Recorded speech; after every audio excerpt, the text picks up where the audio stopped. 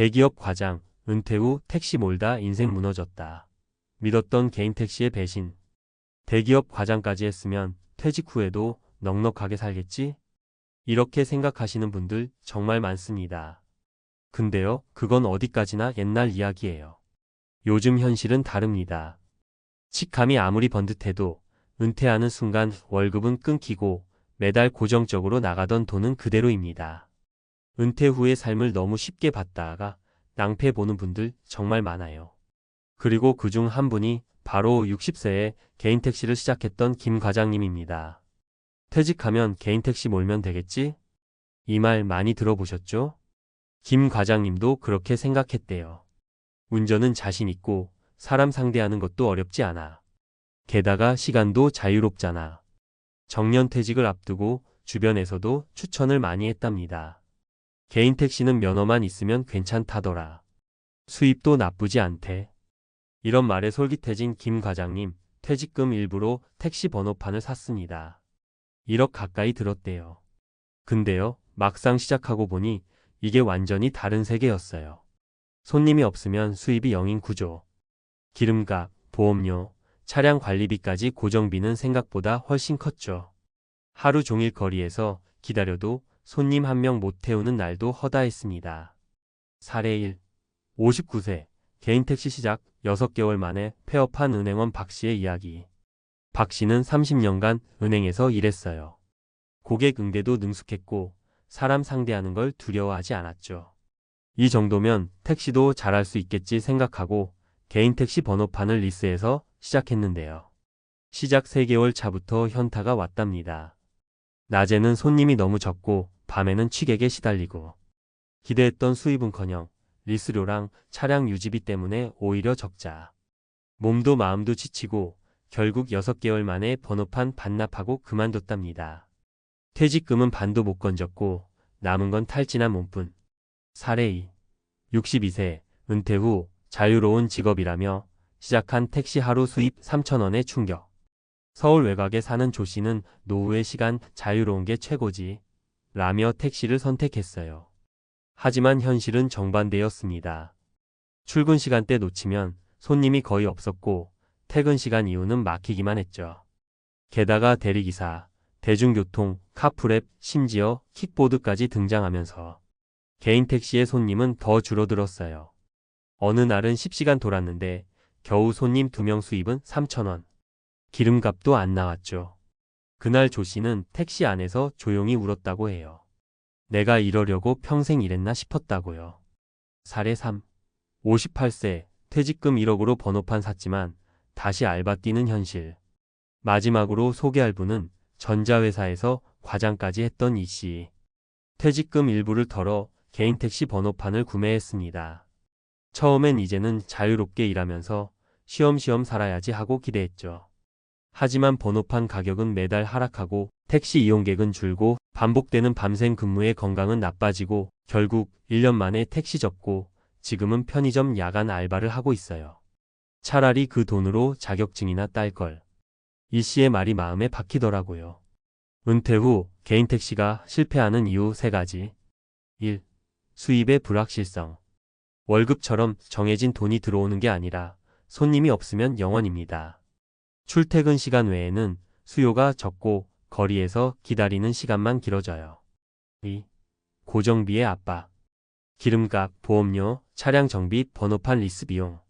월 100만 원 넘게 빠져나가는 게 기본입니다. 수입이 줄어들면 손해가 바로 체감돼요. 3. 체력 소모와 정신적 스트레스. 장시간 운전, 불규칙한 식사, 밤샘 근무, 취객 상대. 몸도 마음도 버티기 어렵습니다. 60대에게는 특히 더 큰 부담이에요. 그렇다면 은퇴 후 어떻게 준비해야 할까? 1. 내가 뭘 좋아하는지 먼저 알아야 합니다. 평생 회사에서 일하다 보면 자기 취향을 잊기 쉬워요. 하지만 은퇴 후에는 돈보다도 지속 가능한 동기가 중요해요. 운전을 좋아해서 택시 몰던 분은 오히려 잘 버텼거든요. 2. 수익 구조가 안정적인 준비된 일이 중요해요. 자격증 기반 업종 바리스타, 간단한 기술직 등이나 소규모 온라인 사업, 유튜브 콘텐츠 제작처럼 비교적 초기 자본이 적고 리스크가 낮은 형태가 좋아요. 3. 일하지 않고도 사는 구조를 병행 준비해야 합니다. 작게라도 월세 수입, 소형 투자, 연금 등 앉아서 돈 들어오는 구조를 만들어두는 게 핵심입니다. 마무리하며 김 과장님의 이야기 남의 일 같지 않죠? 은퇴하면 시간 많아 좋겠다는 말 막상 당해보면 너무 외롭고 막막합니다. 퇴직금이 있어도 수입이 없으면 삶은 곧 무너집니다. 택시가 나쁜 직업이란 말이 아니에요. 문제는 준비 없이 무턱대고 시작했다는 점입니다. 누구에게나 맞는 직업은 없습니다. 내 체력, 성격, 수익 구조, 삶의 우선순위를 먼저 냉정하게 돌아봐야 합니다. 은퇴 후 제2의 인생은 무작정의 용기보다 치밀한 계획이 필요합니다. 택시보다 당신에게 진짜 맞는 길을 찾아보세요. 대기업 과장 출신의 은퇴 후 실패기 개인 택시라는 선택의 함정. 은퇴 후 삶을 어떻게 설계할 것인가는 이제 많은 중장년층의 핵심 과제입니다. 특히 50대 후반 60대 초반의 퇴직자들은 아직 일할 수 있다는 자신감과 수익은 계속 필요하다는 현실 사이에서 새로운 돌파구를 찾고자 합니다. 그 과정에서 많이 선택하는 직종 중 하나가 개인 택시 운전입니다.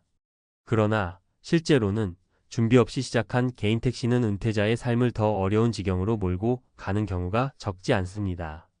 이번 글에서는 은퇴 후 개인 택시 창업을 선택한 3가지 실사례를 통해 왜 많은 퇴직자들이 실패하는지를 짚고 보다 지속 가능하고 안전한 은퇴 후 수익 모델을 어떻게 설계해야 하는지를 전문가의 관점에서 설명드리겠습니다. 1. 개인 택시 창업이 실패로 이어지는 주요 원인. 과대평가된 수익 구조. 개인 택시 창업은 흔히 시간이 자유롭고 노력한 만큼 번다는 인식이 강합니다. 하지만 실제로는 수익이 매우 불안정합니다. 출퇴근 시간 외의 수요는 제한적이고 특히 요즘은 대리운전, 카풀앱, 전동 킥보드 등 대체 교통수단이 많아지며 택시 이용률은 꾸준히 감소하는 추세입니다. 한 달 수입이 300만 원을 넘지 못하는 경우가 대부분이며 그마저도 유류비, 차량 정비비, 보험료, 번호판 리스 비용 등을 제외하면 순수익은 150만 원 이하로 떨어지는 경우가 많습니다. 기대 이상의 고정비 지출. 개인 택시는 고정비가 생각보다 많이 듭니다.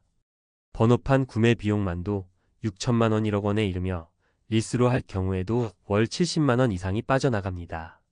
여기에 유류비, 타이어 교체, 보험료, 세금까지 포함하면 적자가 나는 달도 흔합니다. 체력 소모와 심리적 스트레스. 은퇴자는 대개 60대 전후입니다.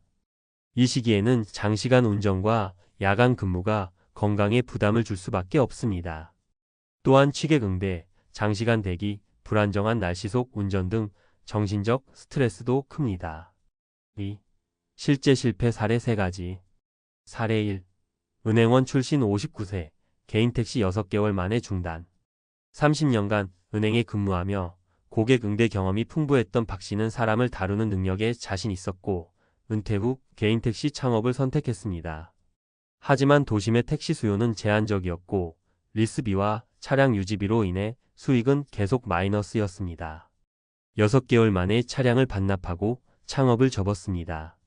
이후 퇴직금이 반토막 나버렸다는 말을 남겼습니다. 사례 2. 62세 자유를 꿈꾸며 택시 시작, 하루 수입 3,000원. 자유로운 직업을 꿈꾸며 택시를 선택한 조 씨는 막상 시작하고 보니 매일 10시간 이상 운전하고도 손님이 23명에 불과했습니다. 그날 수입이 3,000원에 그친 날은 자존심이 무너졌다고 말할 정도였습니다. 수입도 없고 건강만 무너지는 생활을 이어가다 결국 1년 만에 중단하게 됩니다. 사례 3. 대기업 과장 출신 58세, 택시로 노후를 준비했지만 편의점 알바로 전환. 평생을 대기업에서 근무한 이 씨는 퇴직금 1억 원으로 번호판을 직접 구입하고 개인 택시를 시작했습니다. 하지만 시장은 예상보다 훨씬 냉혹했습니다. 손님은 줄었고 수입은 예상의 절반에도 못 미쳤습니다. 결국 택시를 접고 현재는 편의점 야간 아르바이트로 생계를 이어가고 있습니다. 3. 그렇다면 은퇴 후엔 어떤 준비가 필요할까? 은퇴 후 직업은 현실성이 중요하다. 은퇴 이후의 직업은 단순히 수익성뿐 아니라 체력, 정신건강, 지속 가능성까지 고려해야 합니다.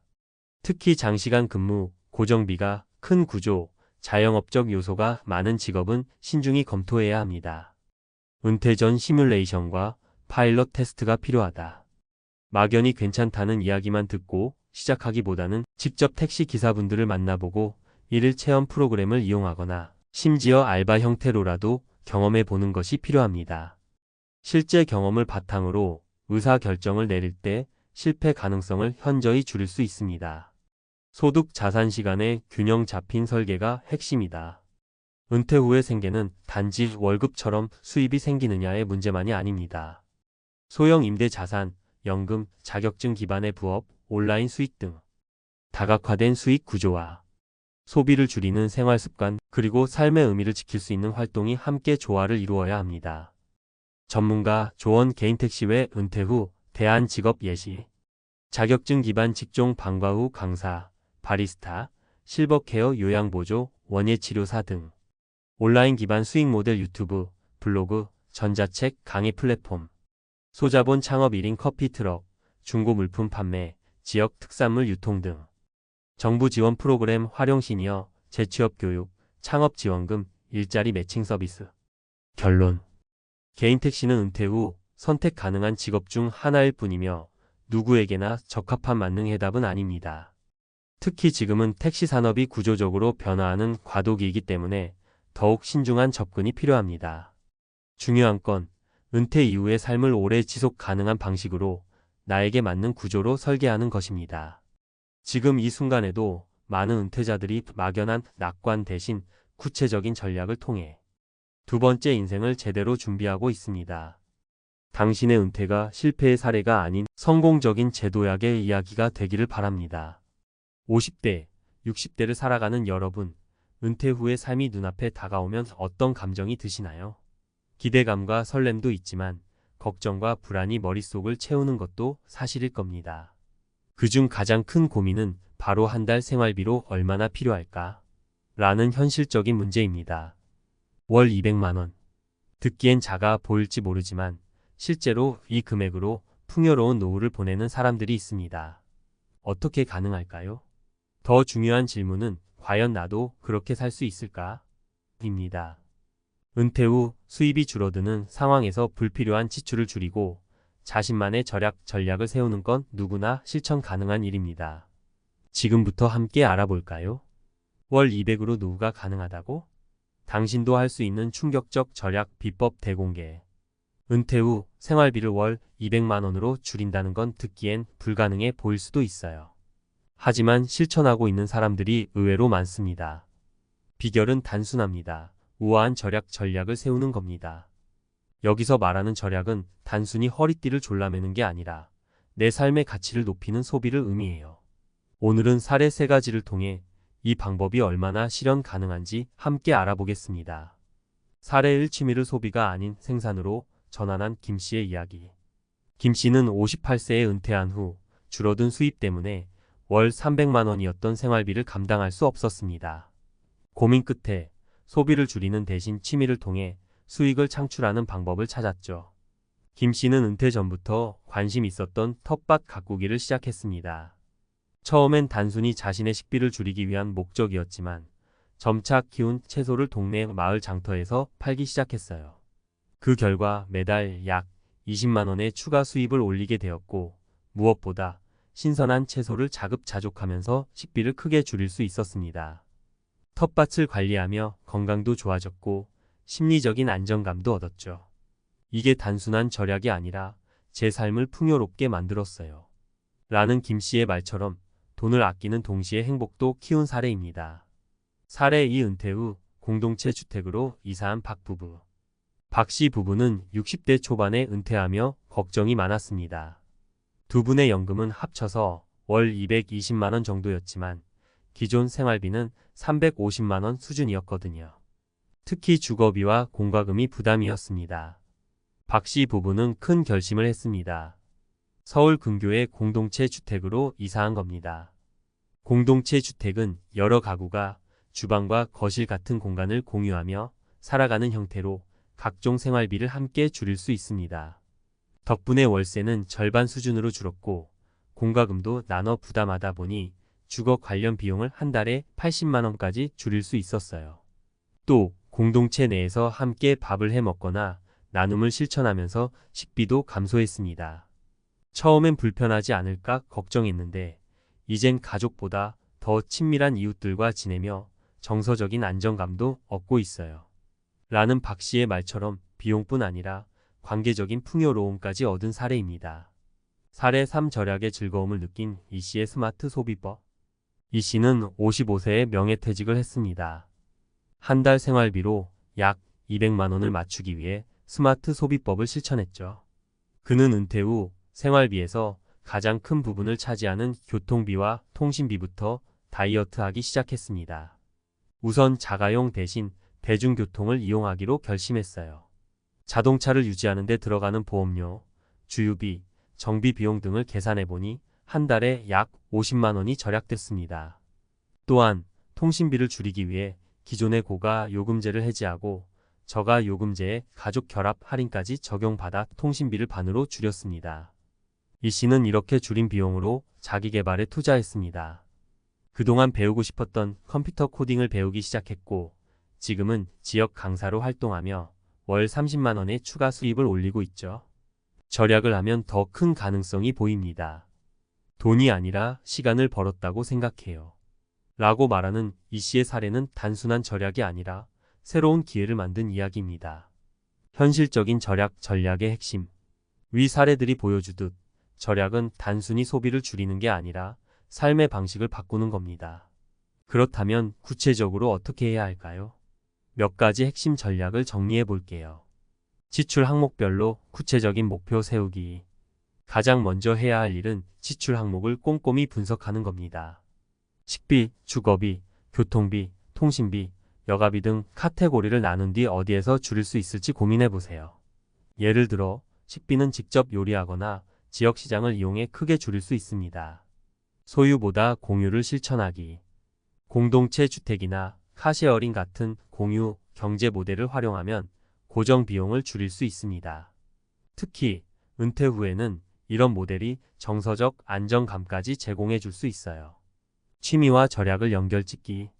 취미를 통해 자급자족하거나 추가 수익을 올리는 방법을 찾아보세요. 텃밭 가꾸기, 중고 물품 판매, 공예품 제작 등으로 생활비를 줄이는 동시에 즐거움도 느낄 수 있습니다. 끝으로 당신도 할 수 있습니다. 은퇴 후 월 200만 원으로 사는 건 단순히 허리띠를 졸라매는 삶이 아닙니다. 오히려 자신에게 중요한 가치를 재발견하고 단순하면서도 만족스러운 삶을 살 수 있는 기회죠. 중요한 건 나만의 우아한 절약 전략을 찾는 겁니다. 위 사례들이 누군가의 특별한 이야기가 아니라 누구나 따라 할 수 있는 현실적인 방법이라는 걸 기억하세요. 월 200만 원으로도 충분히 만족스러운 노후를 보낼 수 있습니다. 당신도 꼭 해낼 수 있습니다. 전문가 칼럼 월 200만 원으로 우아하게 살아가는 법 전문가가 말하다. 은퇴 후 월 200만 원으로 노후를 보낼 수 있을까요? 라는 질문을 받을 때마다 저는 늘 같은 대답을 합니다. 가능합니다. 하지만 조건이 있습니다. 단순히 소비를 줄이는 것이 아니라 돈의 흐름과 삶의 가치를 새롭게 정의하는 과정이 필요하죠. 오늘은 은퇴 후 월 200만 원으로도 풍요로운 삶을 살아가는 사람들의 이야기를 바탕으로 이를 뒷받침하는 구체적인 방법과 원칙들을 말씀드리겠습니다.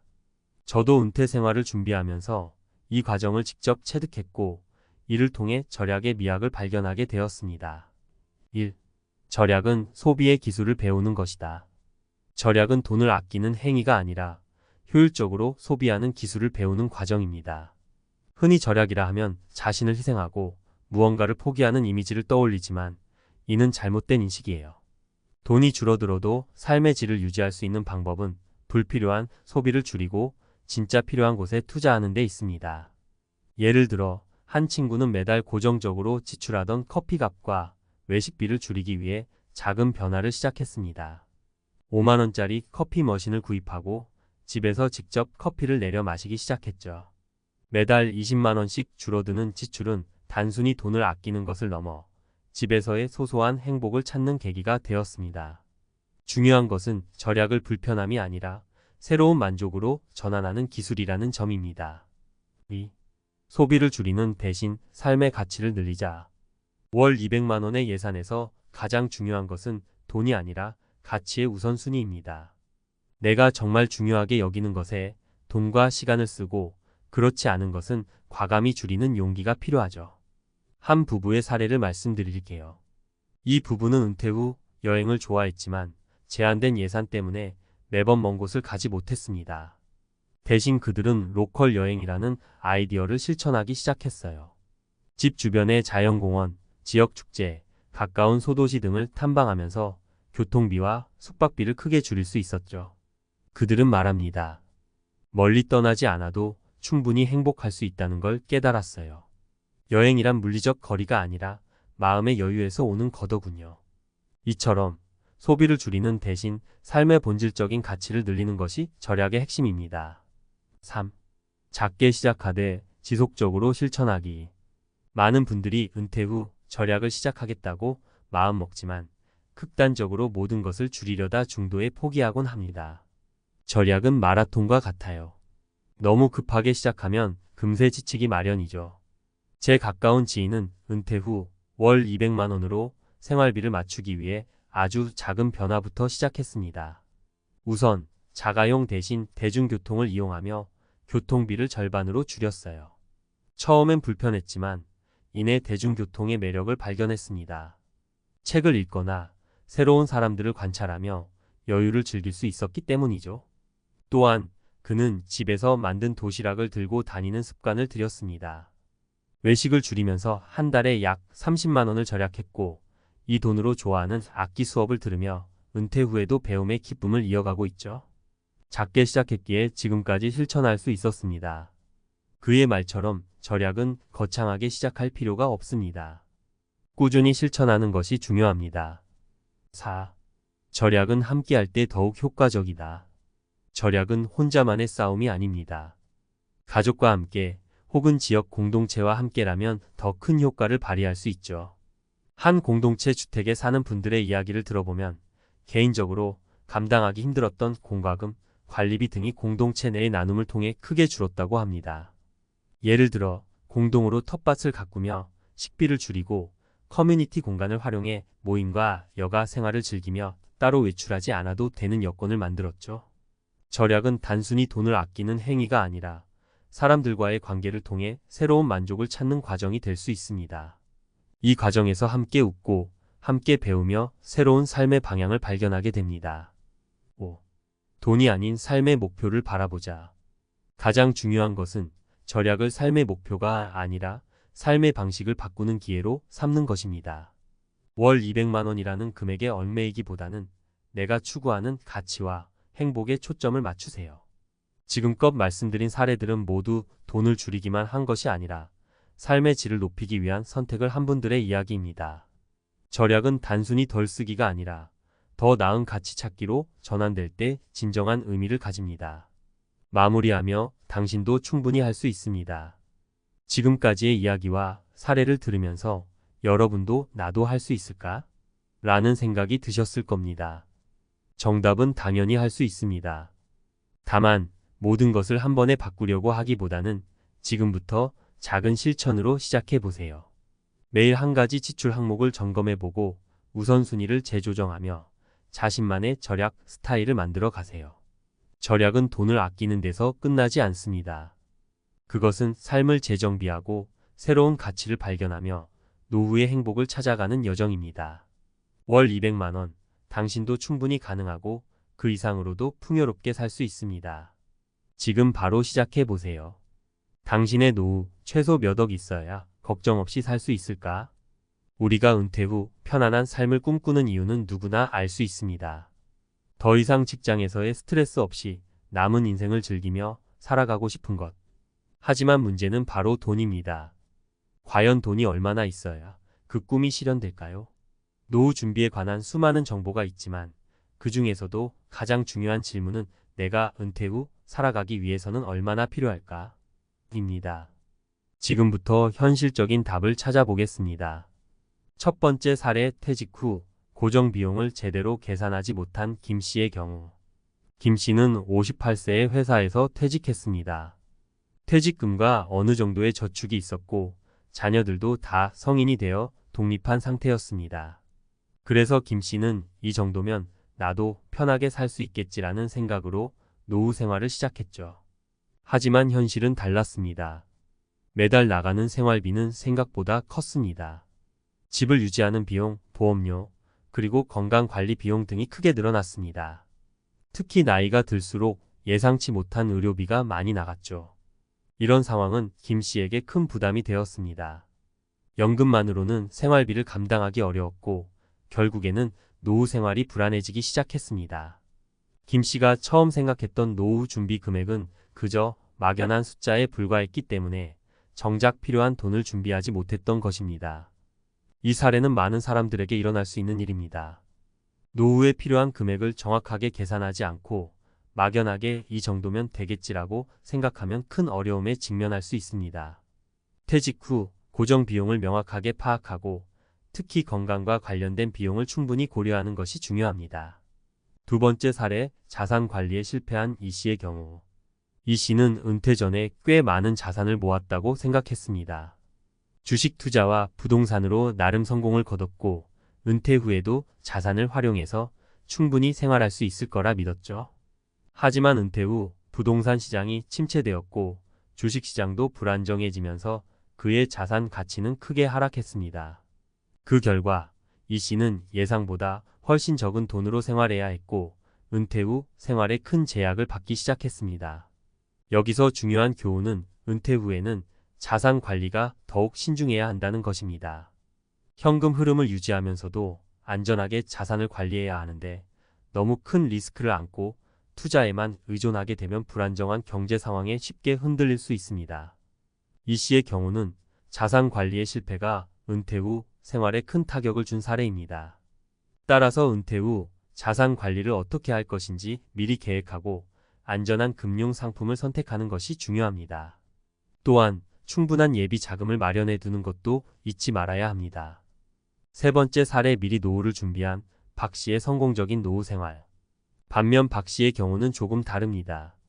그는 50대 중반부터 본격적으로 노후 준비를 시작했습니다. 퇴직 후 생활에 필요한 고정 비용을 면밀히 계산했고 연금 수령액과 자신의 저축을 꼼꼼히 따져보면서 필요한 자산을 설정했습니다. 그리고 경제 상황에 크게 휘둘리지 않도록 안전한 자산에 분산 투자했고 의료비와 생활비의 증가를 충분히 대비했습니다. 이런 철저한 준비 덕분에 박 씨는 퇴직 후에도 큰 걱정 없이 생활할 수 있었습니다. 예기치 못한 건강 문제에도 대비할 수 있었고 경제적 여유 덕분에 취미 활동과 여행을 즐기며 노후를 보내고 있습니다. 박 씨의 사례에서 중요한 점은 미리 준비입니다. 노후를 대비하는 데 있어 중요한 것은 얼마나 많은 돈을 모았느냐가 아니라 어떻게 효율적으로 관리하고 사용할 것인가입니다. 노후에 필요한 자금은 개인의 생활 방식과 경제 상황에 따라 달라지기 때문에 자신의 상황을 정확하게 파악하고 계획하는 것이 필요합니다. 그럼 은퇴 후 얼마가 필요할까요? 현실적으로 은퇴 후 얼마의 돈이 필요할지는 각 개인의 상황에 따라 달라집니다. 기본적인 생활비 외에도 건강 상태, 부양 가족 여부, 취미 활동, 여행 등의 요소를 고려해야 하죠. 하지만 대체적으로 전문가들은 최소 5억에서 10억 원 정도는 필요하다고 말합니다. 특히 연금이 부족하거나 고정적인 수입이 없을 경우 이를 채울 수 있는 자산이 반드시 필요합니다. 퇴직 후에는 일정한 수입 없이 오로지 저축한 자금과 연금에 의존해야 하기 때문에 그 자금이 얼마나 지속 가능한지 면밀히 따져봐야 합니다. 결론적으로 노후 준비는 일찍 시작할수록 좋습니다. 나의 현재 생활 수준을 유지하면서도 불필요한 소비를 줄이고 필요한 자산을 모으기 위한 현실적인 계획을 세우는 것이 중요합니다. 위의 세 가지 사례에서 보듯 고정 비용을 파악하지 못하거나 자산 관리를 잘못하면 노후 생활이 불안정해질 수 있습니다. 반면 철저한 준비와 현명한 자산 관리를 한다면 편안한 노후를 보낼 수 있죠. 그러니 지금부터라도 노후 준비에 대해 다시 한번 진지하게 생각해 보세요. 당신의 노후 자금 지금 준비하지 않으면 늦습니다. 전문가가 말하는 현실적인 노후 준비 방법. 우리가 흔히 하는 착각 중 하나가 바로 노후는 나중에 준비해도 괜찮다는 생각입니다. 사실 젊을 때는 노후가 멀게 느껴지기 때문에 당장 발등에 불이 아니라 생각하고 미루기 일쑤죠. 하지만 시간이 지나면 누구나 결국 마주해야 할 현실입니다. 돈 없이 은퇴를 맞이하는 건 상상보다 더 큰 재앙일 수 있습니다. 따라서 노후 준비는 언젠가가 아니라 지금 당장 시작해야 합니다. 이번 칼럼에서는 어떻게 하면 더 나은 노후를 맞이할 수 있을지 실질적인 전략과 노하우를 공유하려고 합니다. 무엇보다 구체적인 사례를 통해 설득력 있게 설명하겠습니다. 이미 늦었다고 느끼신 분들도 늦지 않았습니다. 지금부터 차근차근 준비해 나간다면 안심할 수 있는 노후를 맞이할 수 있을 것입니다. 첫 번째 노후 준비의 핵심은 바로 고정 비용입니다. 노후에 들어서면 가장 중요한 것은 바로 매달 빠져나가는 고정 비용입니다. 집세, 공과금, 식비, 보험료, 의료비, 교통비 등은 나이가 들수록 줄어드는 것이 아니라 오히려 늘어날 가능성이 큽니다. 많은 분들이 이 부분을 놓치고 막연하게 퇴직 후에는 돈을 덜 쓰겠지라고 생각하곤 하죠. 하지만 이는 큰 착각입니다. 사례를 하나 들어볼까요? 62세인 이 씨는 퇴직 후 생활비가 크게 줄어들 것이라고 예상했습니다. 자녀도 다 키웠고 더 이상 학비나 양육비가 나가지 않으니 비용이 줄어들 것이라고 믿었죠. 하지만 막상 퇴직하고 보니 생활비는 줄기는커녕 오히려 증가했습니다. 그 이유는 노후에 꼭 필요한 건강관리 비용이 예상보다 크게 나갔기 때문입니다.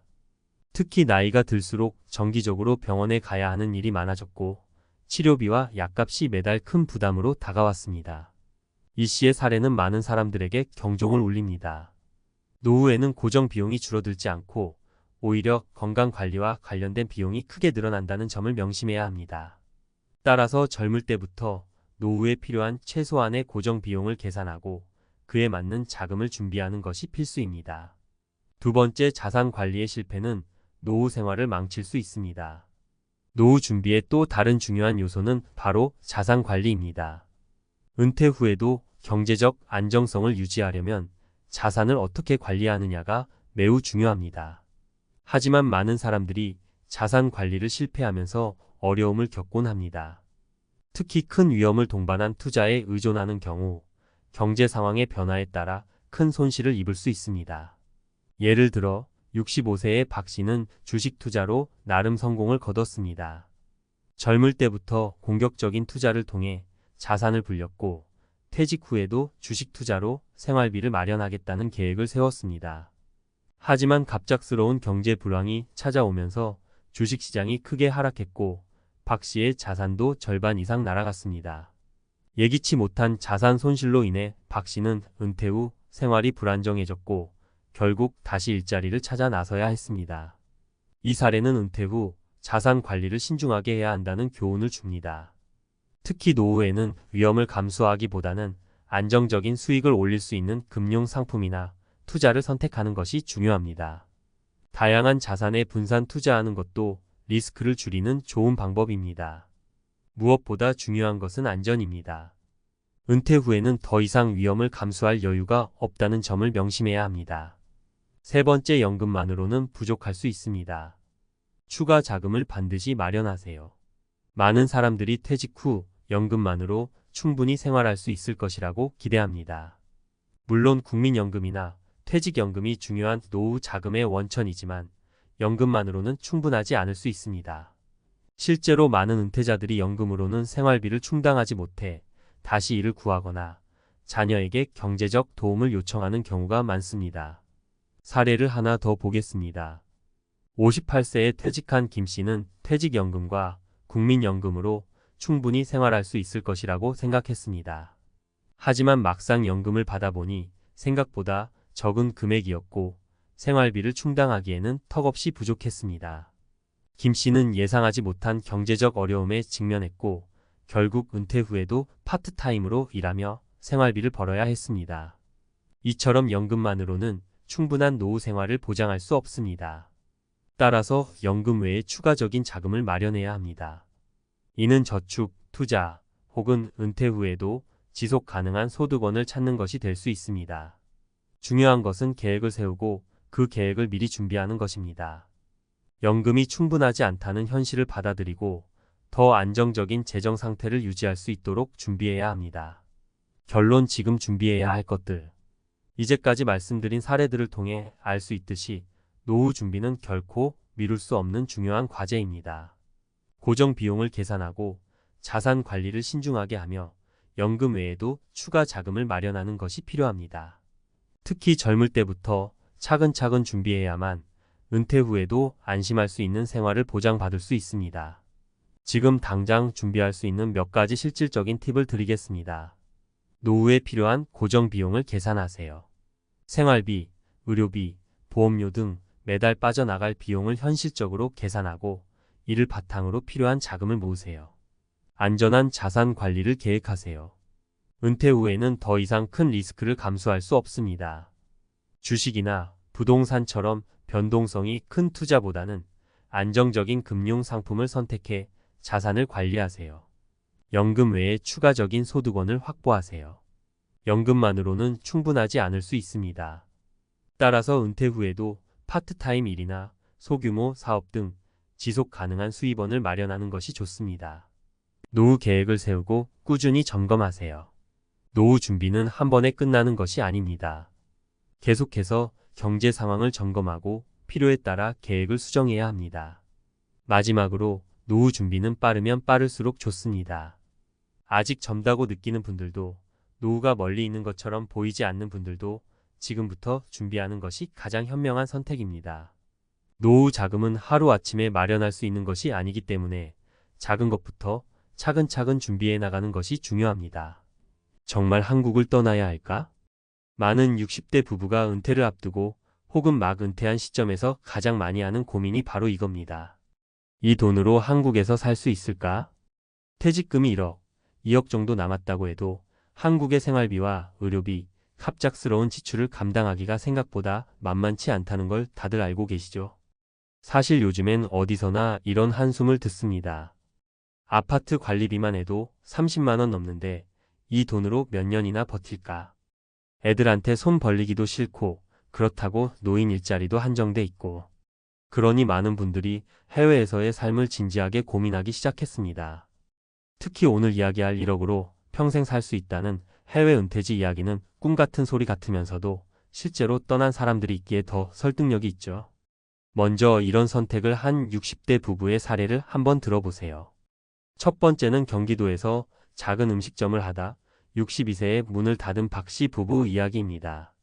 퇴직금과 가게 정리금으로 손에 쥔 돈이 딱 1억 500만 원이었어요. 처음엔 이걸로 전세 구하고 알뜰살뜰 살자 했는데 집 구하고 나면 남는 돈이 거의 없는 겁니다. 두 분이 계산기를 두드려 보니 의료비나 관리비, 공과금까지 포함하면 월 200만 원이 최소 필요했어요. 연금이 월 80만 원 남짓이니 매달 적자.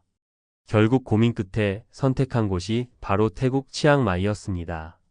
치앙마이는 월세 20만 원대 깔끔한 원룸이 많고 식비도 둘이 한 달 40만 원이면 충분했대요.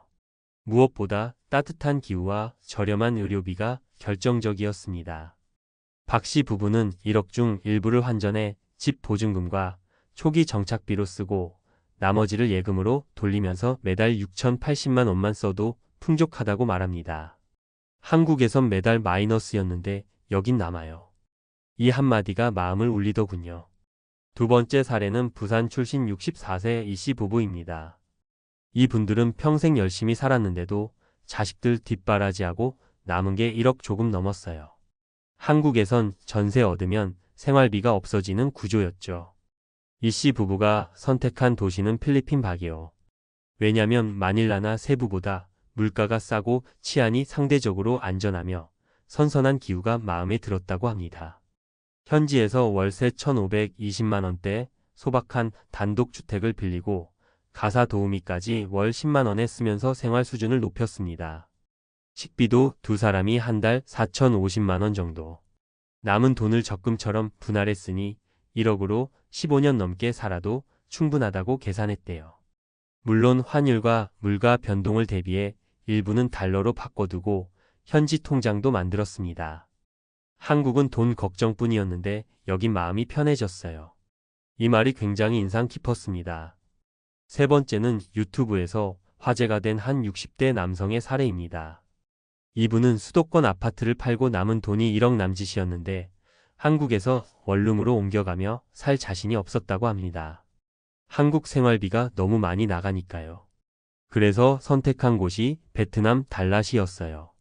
이곳은 고산지대라 1년 내내 선선하고 서양인 은퇴자들도 많이 사는 동네라 생활 인프라도 좋습니다. 현지에서 월 15만 원 정도면 스튜디오 아파트를 구할 수 있었고 한 달 생활비는 50만 원 정도. 한국식 병원도 있고 치과 진료비는 한국의 15 수준이라 큰 부담이 없었다고 해요. 이분은 남은 1억을 현지 계좌와 한국 계좌로 나눠서 환율 리스크를 분산하고 생활비로 조금씩 빼서 쓰는 계획을 세웠습니다. 한국 떠나기 전엔 막막했는데 지금은 매일이 여행 같아요. 이분의 표정이 정말 밝아 보였습니다. 그렇다면 전문가들은 이런 1억으로 평생 살 수 있다는 이야기를 어떻게 볼까요? 첫째, 환율 변동과 물가 상승을 과소평가하면 안 된다고 경고합니다. 1억이 오늘은 충분할 수 있어도 10년 뒤엔 다를 수 있죠. 그래서 일부 자금을 달러로 바꾸거나 현지 계좌로 분산하는 전략이 필요합니다. 둘째, 의료 인프라를 반드시 확인하라고 조언합니다. 가벼운 질병은 싸게 해결되지만 큰 병이 나면 현지에선 한계가 있으니 한국이나 근처 대도시의 병원까지 고려해야 한다는 거죠. 셋째, 언어와 문화적 장벽도 문제입니다. 싸니까 간다만 생각하면 외로움과 갈등에 시달리게 된다는 걸 경고합니다. 따라서 최소 12개월은 단기 체류로 먼저 살아보고 결정하라는 이야기를 많이 합니다. 이렇게 실제 사례를 보면 60대 부부가 단돈 1억으로도 해외에서 평생 살 수 있다는 게 허황된 말만은 아니에요. 하지만 그건 철저한 계획과 현지 적응력, 의료 환율 리스크 관리가 전제되어야 가능한 일입니다. 마지막으로 여러분이 지금 이 글을 읽으며 한숨을 쉬고 계시다면 그건 부끄러운 게 아닙니다. 한국 사회가 노후 준비를 개인 책임으로만 떠넘긴 결과이자 많은 은퇴자들이 공유하는 현실적인 고민이니까요. 오히려 지금 고민하고 준비한다는 게 얼마나 소중한 일인지 저는 꼭 강조하고 싶습니다. 우리에게 남은 돈이 많지 않아도 남은 인생을 더 편하고 행복하게 살 방법은 분명히 있다. 이 한마디가 오늘의 결론입니다. 혹시라도 해외 은퇴를 고민하신다면 한 번이라도 진지하게 계산해보고 현지에 직접 가서 발로 뛰어보고 전문가의 이야기도 들어보시길 권합니다. 그게 여러분의 인생 이막을 바꿀지도 모릅니다. 앞서 이야기한 60대 부부가 선택한 해외 은퇴지, 단돈 1억으로 평생 산다는 충격적 비밀의 실제 사례와 감정적인 공감을 이어서 이번에는 전문가적 시각으로 훨씬 더 구체적이고 실용적인 정보, 팁, 주의사항을 알려드릴게요. 말하듯 편안하지만 내용은 깊이 있게 풀어드리겠습니다. 많은 분들이 이런 생각을 하십니다. 퇴직금 1억으로 해외에서 정말 평생 살 수 있어요. 결론부터 말하면 가능은 합니다. 하지만 무조건이 아니라 매우 철저한 준비와 현실적인 계획이 전제돼야 한다는 걸 전문가들은 늘 강조합니다. 왜냐하면 해외 이주엔 단순히 집세나 식비만 있는 게 아니거든요. 환율 리스크, 물가 상승, 의료 접근성, 비자 문제 등 정말 다양한 요소가 복합적으로 얽혀 있어요. 먼저 비자 문제부터 이야기해 볼까요? 많은 동남아 국가가 은퇴자, 비자 리타이어먼트 비자를 제공합니다. 태국, 필리핀, 말레이시아 등이 대표적이죠. 예를 들어 태국의 경우 50세 이상이면서 현지 은행 계좌에 약 80만 100만 바트 약 3천만 4천만 원을 23개월 이상 예치하면 은퇴 비자를 받을 수 있어요. 하지만 이 금액은 달러나 원 환율이 오르면 훌쩍 늘어날 수 있습니다. 필리핀의 SRRV 은퇴 비자도 예치금 조건이 있고 신청 수수료가 1,000달러 이상 들어갑니다. 말레이시아의 MMEH 비자도 요건이 까다로워졌고 최근 몇 년간 정책이 계속 바뀌었어요. 즉 갈 수는 있지만 미리 요건을 확인하고 준비하지 않으면 비자 불법 체류자가 되는 리스크가 있다는 거죠. 비자 요건은 국가마다 또 해마다 조금씩 달라지니 대사관이나 공식 홈페이지에서 꼭 최신 정보를 확인하셔야 합니다. 두 번째는 환율 리스크입니다. 많은 분들이 한국 원화를 그대로 들고 나가서 쓴다고 생각하세요. 그런데 한국 원화가 갑자기 약세로 가면 해외에서 쓰는 돈이 늘어나죠. 예를 들어 한 달러가 1,200원일 땐 100만 원이면 약 830달러를 쓸 수 있었는데 1,400원이 되면 약 710달러밖에 못 씁니다. 매달 100달러가 줄어드는 거예요. 그래서 전문가들은 이렇게 권합니다. 일부는 달러로 바꿔서 환율 변동에 대비하세요. 현지 통장을 만들거나 달러 예금을 나눠서 준비하는 게 안전합니다. 특히 해외 장기 체류라면 환테크라고 불리는 달러 자산 분산이 필수예요. 세 번째는 물가 상승입니다. 지금은 월 50만 원이면 충분해요. 라고 해도 5년 뒤, 10년 뒤는 다를 수 있어요. 동남아 국가들도 성장하면서 물가가 오릅니다. 태국 치앙마이의 경우 코로나 이전엔 원룸 월세가 10만 원도 가능했는데 최근엔 20만 원 넘게 올라갔습니다. 식료품도 점점 수입 의존도가 높아지면서 오르는 추세예요. 그래서 전문가들은 이렇게 말합니다. 1억을 나누어 쓰는 계획을 세울 땐 매년 물가 35% 상승을 가정해서 계산하라. 단순히 오늘의 비용이 아니라 10년 뒤에도 감당 가능한가를 시뮬레이션해 보라는 거죠. 네 번째는 의료 문제입니다. 한국의 장점이 뭔지 아세요? 싸고 질 좋은 의료 서비스입니다. 동남아가 의료비가 싸다고 하지만 경증 진료 기준이에요. 큰 수술이나 만성질환 관리는 한국이 훨씬 낫습니다. 예를 들어 필리핀에서 맹장 수술을 하면 공립병원은 싸도 대기 시간이 길고 위생이 불안할 수 있어요. 사설 병원은 수백만 원이 듭니다. 그래서 전문가들은 이렇게 조언합니다.